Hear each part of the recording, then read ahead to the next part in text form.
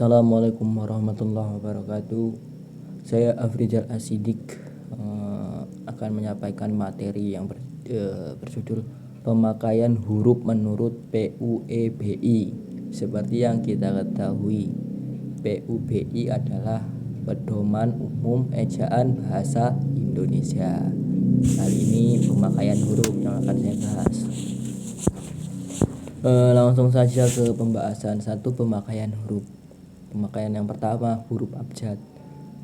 Huruf abjad seperti yang sudah kita ketahui, jumlahnya ada 26 huruf. Tahulah tentunya A sampai Z. Yang kedua atau B, huruf vokal. Huruf vokal adalah huruf yang melambangkan, dalam bahasa Indonesia terdiri atas huruf yang melambangkan vokal. Itu adalah huruf vokal. Dalam bahasa Indonesia terdiri atas huruf A, I, U, E, O. Sudah familiar sekali lah kita tentunya dalam mendengar huruf vokal itu. Cuman terkadang kita mungkin tidak mengetahui bahwa itu adalah huruf vokal. Diartikan berikut adalah salah satu contoh-contohnya ya. Misalnya dilafalkan misalkan anak-anak bermain di teras, bukan teras. Itu ada banyak biasanya. Kayak contohnya teras, terus seri, kan kita bisa baca seri, bisa baca seri, seri. Terus militer. Nah, itu kan tergantung diartikannya ya, atau atau apa itu. Langsung ke C, huruf konsonan. Huruf konsonan adalah huruf yang melambangkan konsonan dalam bahasa Indonesia, terdiri dari huruf A, bukan A, itu masuknya ke huruf vokal. Jadi huruf konsonan itu selain dari huruf vokal B, C, D, F, G, H, J, K, L, M, N, P, Q, R, S, T, T, W, X, Y, Z. Pokoknya huruf konsonan itu selain dari huruf vokal. Huruf Q dan X khusus digunakan untuk nama diri dan keperluan ilmu. Huruf X pada awal kata diucapkan sebagai expander atau apa itulah. Nah, contohnya sudah kita ketahui lah, banyak kata-kata yang menjadi contohnya. Lanjut ke huruf diftong. Di dalam bahasa Indonesia terdapat 4 huruf diftong yang dilambangkan dengan I, O, dan OI. Lanjut ke F, gabungan huruf konsonan. Huruf konsonan.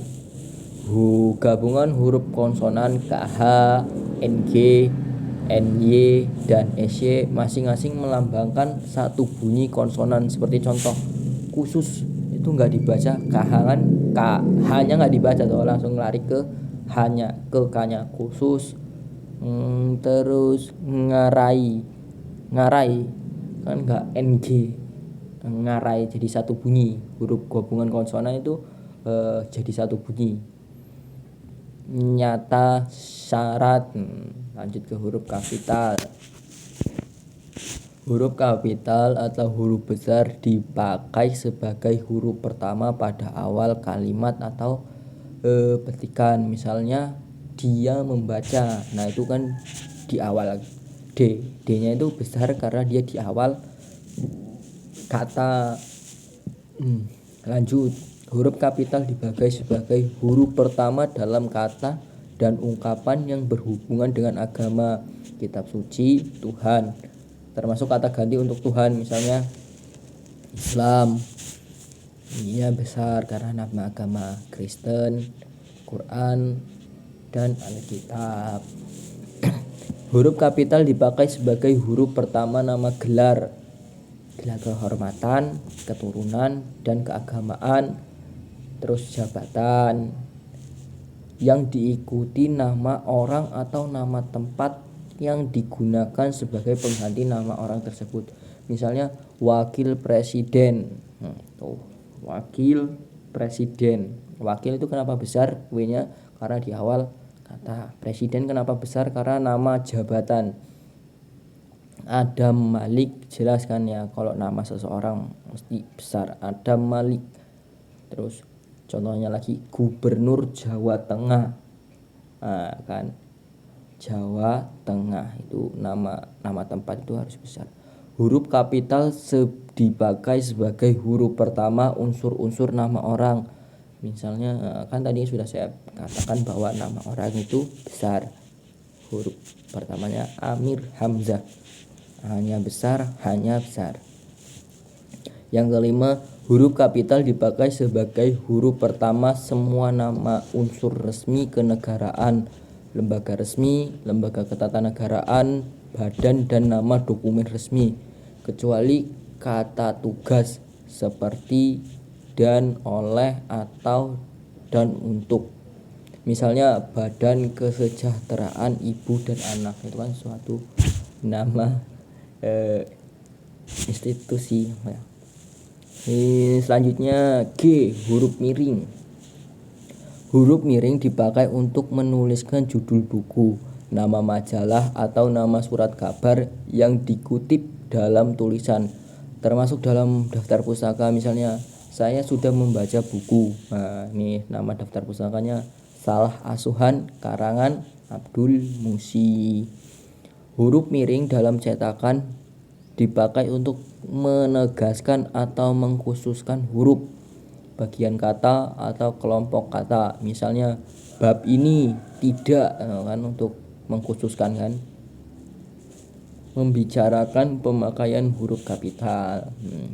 Yang ketiga, huruf miring dalam cetakan dipakai untuk menuliskan kata atau ungkapan yang bukan bahasa Indonesia. Misalnya nama ilmiah buah manggis ialah Garcinia mangostana. Itu huruf miring karena bahasa asing.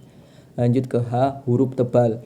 Huruf tebal dalam cetakan dipakai untuk menuliskan judul buku, bab, bagian bab, daftar isi, daftar tabel, daftar lambang, daftar pustaka, indeks, dan lampiran. Misalnya judul, habis gelap terbitlah terang. Sekian yang saya dapat sampaikan. Belum, saya simpulkan dulu ya. Jadi kesimpulannya, ejaan bahasa Indonesia menggunakan 26 huruf di dalam abjadnya dari A sampai Z.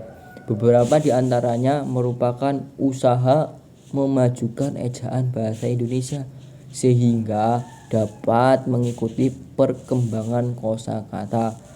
Huruf-huruf tersebut terdiri dari vokal, huruf konsonan, huruf diftong, dan gabungan huruf konsonan. Itu tadi kesimpulannya. Cukup sekian yang saya dapat sampaikan, kurang dan lebihnya mohon maaf. Saya akhiri, wassalamualaikum warahmatullahi wabarakatuh.